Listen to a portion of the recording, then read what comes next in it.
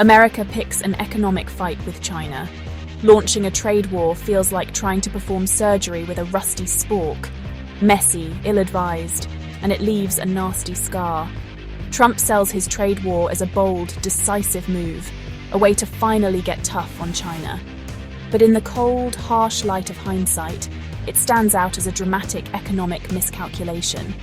American farmers watch their markets evaporate, manufacturers feel the squeeze, and consumers, well, those tariffs definitely don't line their pockets. And China? They never back down from a challenge. While America stumbles, China turns adversity into advantage, consolidates power, and frankly, looks quite smug about it all. Buckle up because we unpack 7 cold, hard truths about how Trump's trade war backfires, leaving America scrambling to catch up in a game it once thinks it's winning. Spoiler alert, it's not pretty. Now you might think, hold on a minute, Amanda, we hear this tune before, right? And you're right.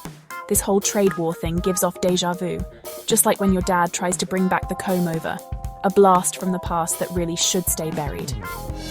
In the 1980s, America goes toe-to-toe with Japan over economic might.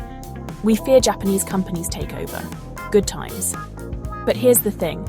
This standoff, as tense as it gets, actually ends with a negotiated solution. It isn't pretty, it isn't perfect, but it's something. This time, not so much. Instead of finding common ground, Trump chooses a full-blown economic retreat, leaving a trail of economic casualties in his wake. It's the difference between a tense game of chess and a toddler throwing a tantrum in a toy store. One involves strategy, negotiation, and some semblance of resolution. The other? Well, it doesn't exactly scream global superpower. Economic conflicts, much like relationships, require nuance and a willingness to understand the other side, even if you don't particularly like them. Trump's approach now focuses more on bluster than brains, more on winning the news cycle than achieving a lasting victory, and the results speak for themselves. While America fights the last war, China writes the rules for the next one. And those rules? They don't exactly favor America. So if you want a case study in how not to handle a global superpower, you're in the right place. This is a masterclass in unforced errors, a symphony of economic self-sabotage, and a stark reminder that sometimes the loudest voice in the room is also the most spectacularly wrong. Alright, let's look at the numbers, because if anything cuts through political spin, it's cold, hard data. And the data on this trade war, it doesn't exactly give a glowing endorsement. The whole point of this economic brawl is to shrink the trade deficit with China. But right now, the trade deficit actually gets worse. It's like going on a diet and somehow ending up heavier than when you started. This result doesn't exactly support the idea that tariffs work like a magical economic elixir. American exports to China take a nosedive, manufacturing jobs that are supposed to come flooding back. They don't exactly pack their bags. And those tariffs, those trusty tariffs that are supposed to punish China, they end up punishing American households who now pay more for everyday goods. It's like trying to swat a fly with a sledgehammer. You might hit your target, but you cause a whole lot of collateral damage in the process. Trade stays complicated. It's not exactly the hottest topic for a dinner party conversation. But here's the thing. When you slap tariffs on everything that moves, you pick a fight with the global economy. And spoiler alert, the global economy stands much bigger than you. It's like fighting a kraken with a pool noodle. You might feel good about yourself for a minute or two, but ultimately, you just get dragged under. That's what happens here. America throws a punch, China bobs and weaves, and the global economy keeps swimming, leaving America sputtering in its wake. So the next time someone claims the trade war roars with success, just point to the numbers, because the numbers, as always, tell a very different story. To be fair, it isn't all doom and gloom. Some folks, some very serious people with very impressive eyebrows, actually think confronting China is the right move. They argue that China plays fast and loose with global trade rules for far too long, and someone finally needs to call them out on it. And honestly, they aren't entirely wrong. China's economic rise is nothing short of meteoric, but it doesn't always happen on the up and up. Accusations of intellectual property theft, unfair subsidies, and a whole host of other economic shenanigans pile up. Enough to make even the most seasoned Wall Street shark blush. But here's the thing. Even if you agree that China needs a good economic talking to, it's hard to argue that Trump's approach is the way to do it. It's like trying to put out a fire with gasoline. Sure, you get a big, impressive blaze for a little while, but you ultimately just make the problem worse. The problem with Trump's trade war isn't the diagnosis. It's the prescription. It lacks nuance, it lacks coordination, and frankly, it lacks any sort of coherent long-term vision.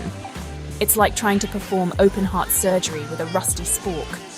Bold, yes, but not exactly a recipe for success.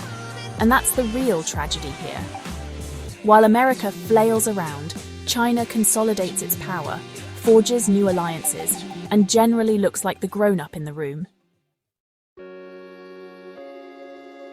Imagine you're at a party and you get into a big, messy argument with someone.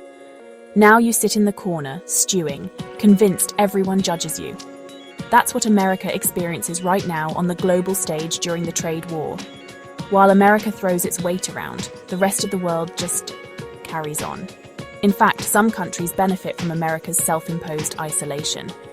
Vietnam's exports surge as companies search for alternatives to Chinese manufacturing. Mexico now plays an even bigger role in the North American market. And then there's China. Oh, China. While America builds walls, literal and metaphorical, China builds bridges, signs trade deals, and makes itself indispensable to the global economy. Remember that whole America first thing? Shouting at everyone in the sandbox doesn't make you the most popular kid. The Regional Comprehensive Economic Partnership, or RCEP, stands as perhaps the most stinging indictment of Trump's trade war. This massive trade agreement, including China, Japan, South Korea, and many others, serves as a giant middle finger to America's go-it-alone approach. The world moves on, with or without America. While America tries to turn back the clock, China writes the rules for the 21st century. Now, you might think, okay, Gene, Trump's trade war is a bit of a mess. Surely Biden comes in and cleans everything up, right? Well, not quite. Biden strikes a different tone on the world stage, more world-weary diplomat than belligerent uncle at Thanksgiving. But many of Trump's tariffs still stand. Biden recognizes that tariffs act like a blunt instrument.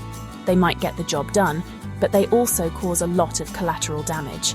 So instead of relying solely on tariffs, Biden shifts the focus to strengthening alliances and investing in American innovation.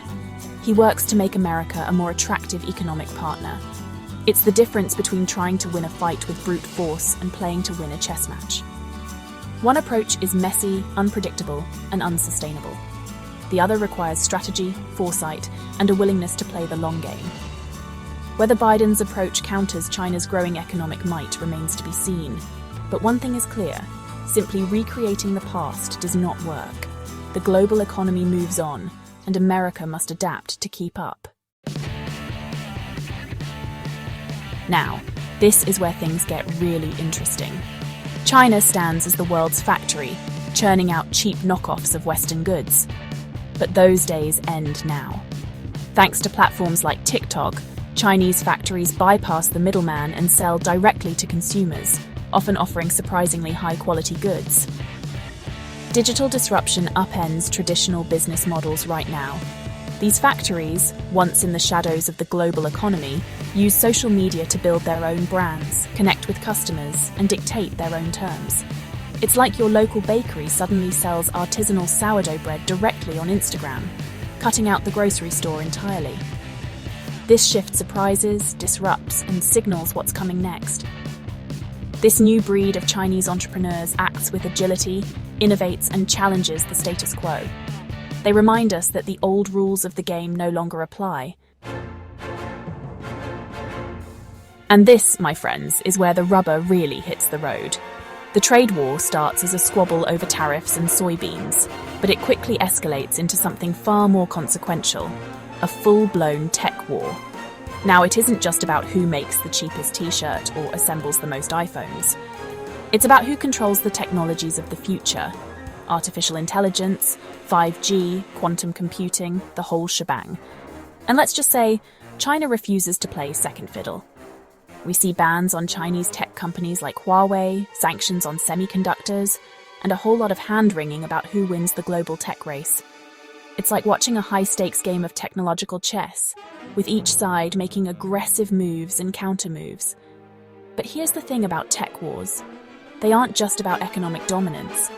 They're about national security, about global influence, about shaping the very future of, well, everything. And in this new era of great power competition, the stakes can't get any higher. So, where does that leave us right now? Honestly, Trump's trade war feels like when you try to make a souffle and end up with a sad, deflated pancake. The intentions seem good, but the result flops. This strategic misstep now gives China a golden opportunity to assert its dominance on the world stage. While America fights yesterday's battles, China builds tomorrow's empires. Now, the US scrambles to catch up, trying to regain its footing in a world shaped by Chinese innovation and influence. The relationship between the US and China stays complex, multifaceted, and it defines the 21st century. One thing remains clear: recreating the past doesn't work. The world moves on, and America must adapt to keep up. Now, if you'll excuse me, I ponder the geopolitical implications of all this, while I stress eat a plate of questionable Chinese takeout.